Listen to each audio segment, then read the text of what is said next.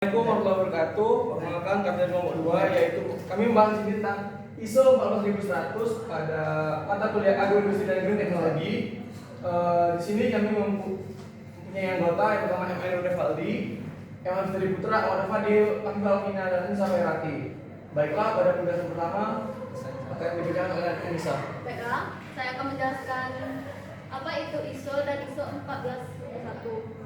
ISO atau yang dikenal dengan International Organization for Standardization adalah organisasi yang mengeluarkan ISO 14001 tentang standar internasional mengenai sistem manajemen lingkungan atau Environmental Management System. ISO menerbitkan sistem manajemen lingkungan ISO 14001 atau SML ISO 14001 pertama kali pada tahun 1996 di Geneva, Swiss, menurut Norov Institute. Sedangkan ISO 14001 sendiri ialah standar yang diterbitkan oleh International Organization for Standardization atau ISO tentang manajemen lingkungan.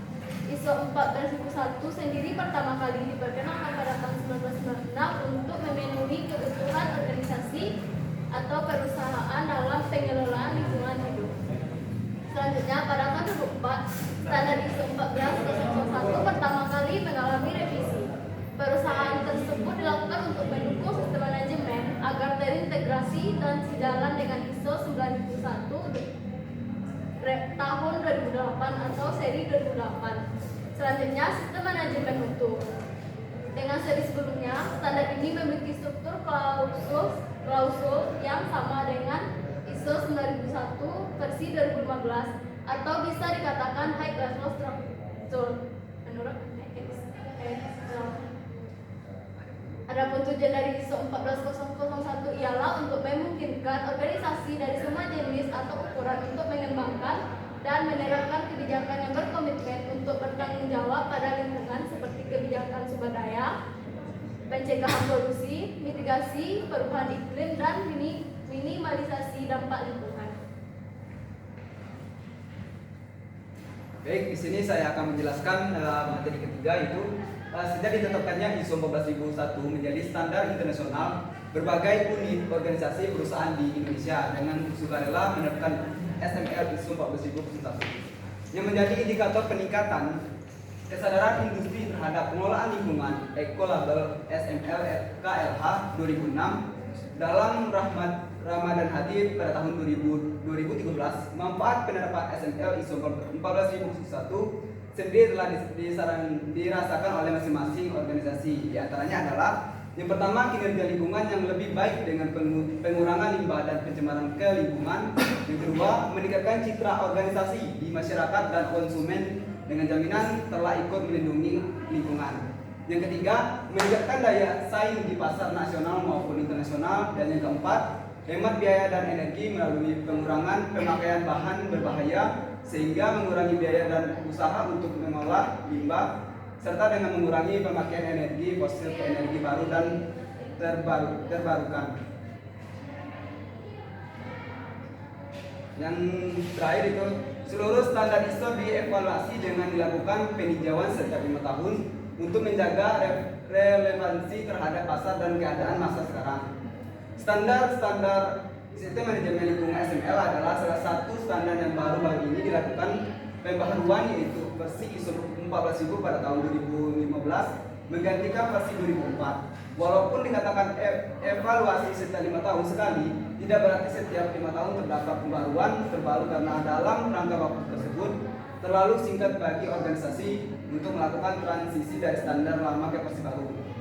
Jika dilihat dari pertama kali ISO mengeluarkan sistem manajemen lingkungan, yaitu tahun 1997, lalu pembaharuan ke versi 2004, dan terakhir versi terbaru yaitu 2015, dapat disimpulkan ISO ingin memberi waktu bagi organisasi untuk menerapkan selain itu untuk melihat kembali manfaat dan kelemahan standar sebelum akhirnya mengeluarkan pembaharuan. Baik, di sini saya akan dilanjutkan pembahasan dari saudara Iron Revaldi.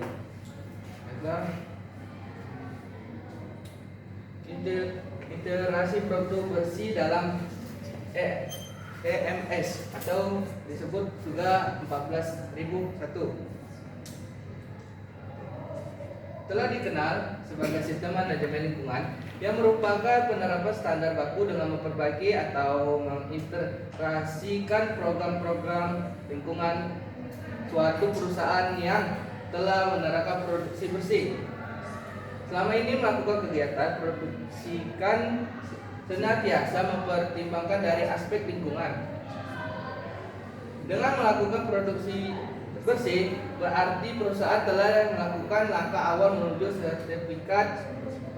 sertifikasi ISO 14001. ISO 14000 hanya diberikan untuk sistem manajemen lingkungan. Penerapan ISO 14001 dilakukan dengan pendekatan sistem, di mana dengan penerapan standar tersebut berarti kita berupaya untuk memperbaiki sistem. Perbaikan manajemen sebaiknya dilakukan secara berkesinambungan. Perusahaan yang akan menerapkan EMS perlu mempersiapkan hal-hal sebagai berikut. Satu, identitas dan evaluasi seluruh aspek dan dampak lingkungan. Dua, kebijakan lingkungan suatu perusahaan. Tiga, tujuan dan sarana lingkungan. 4. Program lingkungan. Dan yang terakhir, audit dan evaluasi program. Baiklah, akan dilanjutkan dengan Afifah. Baiklah, contoh kasus. Kasus jebolnya laguna pembuangan limbah suatu pabrik yang terjadi di Blitar, Jawa Timur. Kejadian ini terjadi pada tahun 2018, di mana banyak sumber warga serta air sungai yang tercemar oleh limbah dari pabrik tersebut.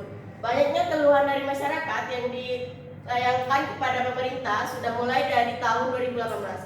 Akan tetapi tidak mendapat respon yang baik dari pihak perusahaan atau pabrik yang sudah dilayangkan surat teguran dan juga tindakan yang telah dilakukan pemerintah setempat sejak Januari 2020. Namun tidak ada transparansi penanganan dari perusahaan terkait sampai pada bulan Juni 2021. Di sini melalui analisis berdasarkan PDCA ISO 14001, perusahaan tersebut melupakan check and act terhadap tindakan yang dilakukan yang berujung pencemaran lingkungan bagi masyarakat sekitar. Artinya tidak terdapat pemantauan kebijakan perusahaan dan tindakan berkelanjutan dalam bidang manajemen lingkungan. Sekian presentasi dari kelompok kami, saya kembalikan ke moderator. Baiklah, dengan Afifah telah membacakan, maka berakhir juga materi dari kami. Jadi di sini saya sebagai moderator ingin menyampaikan sedikit kesimpulan. Kesimpulannya adalah ISO adalah standar internasional mengenai sistem manajemen lingkungan. Dan adapun tujuan dari ISO ialah untuk memungkinkan organisasi dari semua jenis atau ukuran untuk mengembangkan atau menerapkan kebijakan yang berkomitmen untuk bertanggung jawab pada lingkungan seperti kebijakan sumber daya.